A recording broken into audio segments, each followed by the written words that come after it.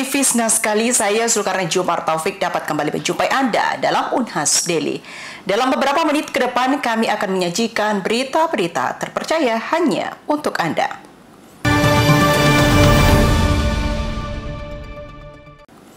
Pemirsa, Medical Check Up MCU Rewind di Universitas Hasanuddin kembali berlanjut dengan menyasar pengajar dan tenaga kependidikan. MCU ini merupakan kesempatan lanjutan bagi para pengajar dan tenaga kependidikan yang belum berkesempatan mengikutinya di jadwal sebelumnya.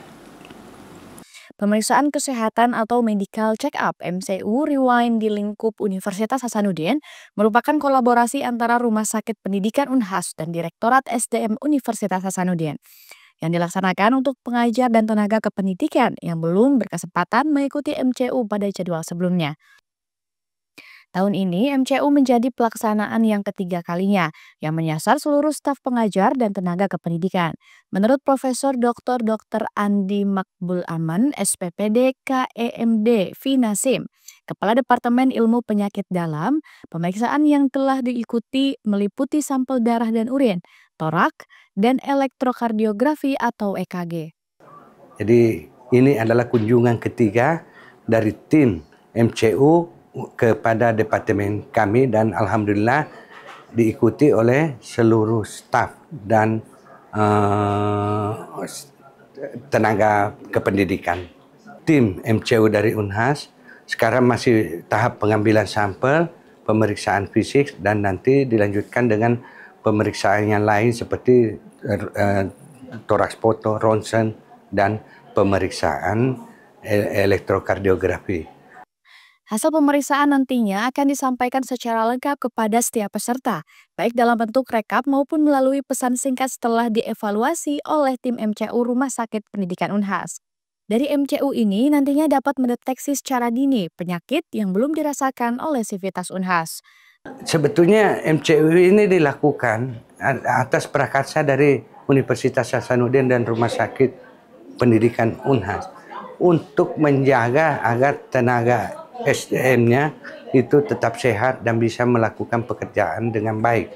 Mereka tentu mengharapkan SDM bisa mendeteksi secara dini penyakit-penyakit yang mungkin belum dirasakan oleh para staf Universitas Hasanuddin.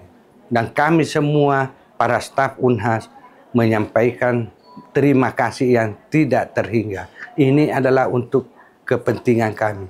Ini adalah untuk mendeteksi kemungkinan penyakit yang ada pada kami. Profesor Andi Makbul berharap dengan kegiatan MCU, tenaga pendidik dan kependidikan dapat menjaga kesehatan dan mendukung kinerja akademik yang optimal. Juga mendukung seluruh sivitas akademika Unhas untuk dapat bekerja dalam kondisi sehat dan prima. Netrawana, Risnawati Suwardi, Muhammad Syaiful, Unhas TV. Pemirsa, Fakultas Kehutanan Universitas Hasanuddin menghadirkan kuliah umum eksplorasi keanekaragaman jamur Mycorrhiza untuk konservasi lingkungan. Hadir sebagai pembicara Dr. Adriana Corrales yang merupakan Lead Field Research Scientist dan Program Director Underground Explorer. Kuliah umum eksplorasi keanekaragaman jamur Mycorrhiza untuk konservasi lingkungan digelar Fakultas Kehutanan Universitas Hasanuddin, di Aula Fakultas Kehutanan Kampus Unhas Kamalandrea, Kamis 6 November 2025. Kegiatan tersebut dibuka Wakil Dekan Bidang Kemitraan Riset Inovasi dan Alumni Fakultas Kehutanan Unhas, Profesor Dr. Syahidah Eshud MSc PhD. Prof. Syahidah menyebut, jika kuliah umum itu merupakan bagian dari riset kolaborasi antara 4 lembaga, yakni Badan Riset dan Inovasi Nasional atau BRIN, Society for the Protection of Underground Networks atau SPUN, Institut Pertanian Bogor atau IPB, dan Universitas Hasanuddin. Kolaborasi difokuskan pada penelitian pemetaan dan identifikasi jenis jamur Mycorrhiza yang hidup di berbagai ekosistem di Sulawesi Selatan. Jamur Mycorrhiza diketahui memiliki peran penting dalam menjaga keseimbangan ekosistem karena mampu membentuk hubungan simbiotik dengan akar tumbuhan untuk membantu penyerapan nutrisi dari tanah. Penelitian itu diharapkan dapat memberikan data ilmiah yang berguna dalam upaya konservasi lingkungan dan keberlanjutan hutan tropis. Salah seorang anggota tim peneliti Unhas, Ira Taskirawati Esud MSc PhD, mengatakan jika kolaborasi riset dari dalam dan luar negeri tersebut dilakukan di dua area utama, yakni kawasan Taman Nasional dan wilayah pesisir, guna melihat perbandingan keberagaman jamur yang tumbuh di darat maupun di laut. Di riset ini kami juga mengajak mahasiswa, jadi untuk bersama-sama mengambil sampel untuk identifikasi jamur tersebut, seperti itu. Jadi di dua tempat sih sebenarnya, tidak hanya di area darat, tapi juga di laut. Jadi keduanya kami mau melihat bagaimana kemungkinan identifikasi jamur yang ada di sana. Ira menambahkan, kegiatan penelitian yang dilakukan menjadi sarana penting bagi mahasiswa untuk mengasah kemampuan penelitian lapangan, serta memperluas jejaring akademik. Ia pun berharap kolaborasi tersebut dapat terus berkembang, sehingga Universitas Hasanuddin semakin dikenal sebagai salah satu pusat riset biodiversitas di kawasan timur Indonesia. Sementara Adriana Corrales PhD, dalam pemaparannya menjelaskan, jika mikorrhiza merupakan organisme yang berperan penting atau vital dalam keberlangsungan ekosistem global. Lebih dari 80% tanaman di dunia bergantung pada jamur mikorrhiza untuk memperoleh nutrisi dari tanah. Karena itu menurutnya, penelitian dan pemetaan keragaman mikorrhiza menjadi penting untuk memahami bagaimana kondisi lingkungan mempengaruhi kehidupan tumbuhan di berbagai wilayah. More than 80% of plants in the world depend on these fungi for their nutrients, to obtain their nutrients. So these mycorrhizal fungi are super important. The problem is nobody knows about them. So we are trying to create awareness of their importance for life on Earth, because they really support agriculture, for example. We couldn't have agriculture without these fungi. And we are here in Makassar and in Sulawesi to collect soils from different ecosystems inside the national park, I don't remember the name, sorry.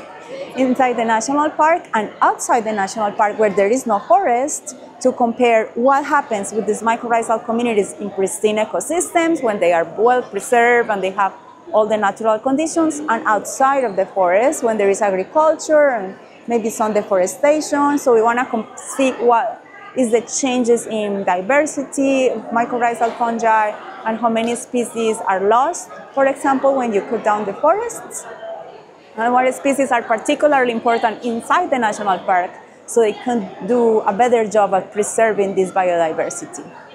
Adriana juga mengungkapkan, jika tim peneliti melakukan pengambilan sampel tanah di dalam dan di luar kawasan Taman Nasional di Sulawesi Selatan untuk membandingkan keanekaragaman jamur mikorrhiza di hutan alami dengan area yang mengalami aktivitas pertanian dan deforestasi.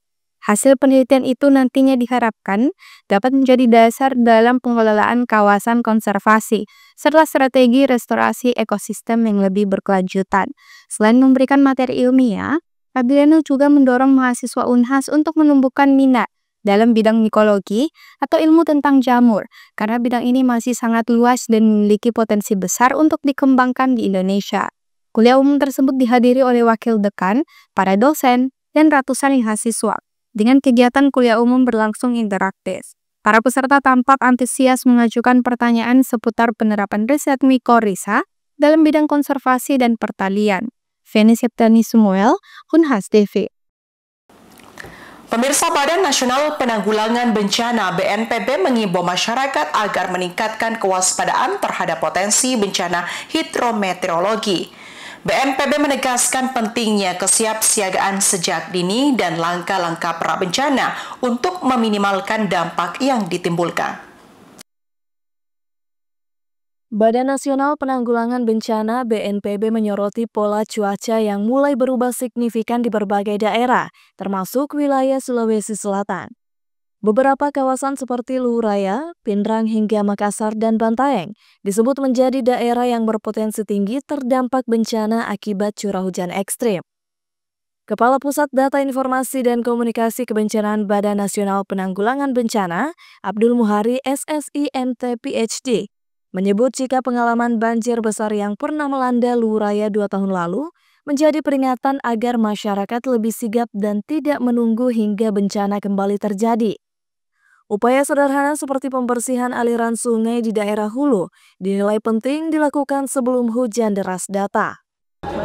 Banjir termasuk dalamnya banjir bandang, karena kita di ekuator itu meskipun musim kemarau, kita menyaksikan 3 minggu yang lalu banjir bandang di Bali, banjir bandang di Nagih Keo. Jadi tidak ada musim kemarau tanpa banjir di Indonesia. Jadi ini menjadi kewaspadaan kita sepanjang tahun, bahwa penting untuk melihat prediksi cuaca, tapi sangat lebih penting lagi untuk bisa tahu harus berbuat apa ketika mungkin potensi bencana itu ada. BNPB mencatat banjir dan banjir bandang merupakan jenis bencana paling sering terjadi di Indonesia dalam 15 tahun terakhir. Bahkan bencana tersebut kerap muncul di luar musim penghujan akibat ketidakaturan iklim dan menurunnya daya resap tanah. Karena itu, Abdul Muhari menekankan pentingnya tindakan prabencana yang bisa dilakukan oleh semua pihak, mulai dari pemerintah daerah hingga masyarakat. Pada intinya, nyawa dari penanggulangan bencana itu adalah ada di fase prabencana. Jadi ada hitungan dari World Bank yang menyebutkan kalau kita berinvestasi $1 maka kita akan bisa menyelamatkan $100 ketika terjadi bencana. Artinya memang benar-benar secara gampangnya mungkin kalau misalkan seluruh masyarakat di Sulawesi Selatan menanam 1 pohon 1 orang per 1 tahun. Melalui edukasi berkelanjutan dan pelibatan masyarakat, BNPB berharap kesadaran terhadap mitigasi bencana bisa tumbuh lebih kuat. Upaya kecil seperti menjaga kebersihan sungai dan menanam pohon diharapkan menjadi kebiasaan kolektif yang mampu memperkecil risiko bencana di masa mendatang, terutama di wilayah-wilayah rawan di Sulawesi Selatan. Rahmatia, Andi Muhammad Syafrizal, Unhas TV. Pemirsa, Pangkalan TNI Angkatan Udara Sultan Hasanuddin siap menggelar ajang lari massal tahunan bertajuk Air Force Run 2025. Event tersebut menghadirkan sensasi berlari di tengah landasan pacu dengan atraksi pesawat tempur Sukhoi. Lanut Sultan Hasanuddin siap menggelar lomba lari Air Force Run 2025. Agenda pelaksanaan ajang tahunan itu diumumkan dalam konferensi pers di Ruang Supernova Base Ops Lanut Sultan Hasanuddin, Kamis 6 November 2025. Kegiatan yang menargetkan 4.000 peserta mengusung tema Feel Your Stride, Touch the Sky yang menggambarkan semangat kedirgantaraan dan kebersamaan yang menjadi ciri khas Air Force Run. Berbeda dari event lari pada umumnya, Air Force Run memberikan pengalaman unik dengan sensasi berlari di tengah runway sambil menyaksikan atraksi pesawat tempur Sukhoi, kebanggaan Lanut Sultan Hasanuddin. Kemudian rencananya kita akan melaksanakan akhir Oktober, belum sempat juga. Dalam rangka kita memberikan sesuatu yang beda, yang unik, yang lain daripada lari yang biasanya diselenggarakan di jalan raya. Ini kita selenggarakan di apron, di taxiway pesawat, dan di sekitar Lanut. Air Force Run 2025 bakal digelar 14 Desember 2025 dengan 2 kategori utama yang diperlombakan, yakni 5 km dan 10 km.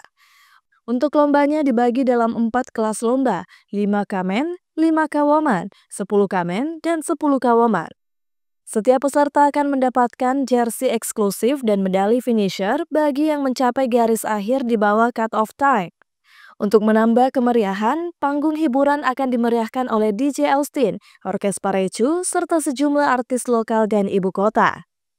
Lanut Sultan Hasanuddin juga menggandeng UMKM binaan untuk berkolaborasi, serta menyiapkan area indoor expo agar kegiatan tetap nyaman meski cuaca berubah. Selain itu akan digelar pula Car Free Day yang melibatkan sekitar 300 hingga 400 anggota TNI Angkatan Udara. Panitia juga menyiapkan pameran peralatan militer untuk memberikan edukasi kedirgantaraan kepada masyarakat, sekaligus mendukung program pariwisata dan ekonomi lokal di wilayah Maros dan Makassar. Ajang ini diharapkan menjadi momentum mempererat sinergi antara TNI Angkatan Udara dan masyarakat serta mendorong semangat olahraga dan pariwisata di Sulawesi Selatan. Rahmatia Erlangga Pramana Putra, Unhas TV. Pemirsa, informasi tadi sekaligus menutup perjumpaan kita hari ini. Terus saksikan Unhas Daily hanya di Unhas TV. Saya Sulkarnain Jumar Taufik mewakili seluruh kru yang bertugas. Pamit undur diri dan sampai jumpa.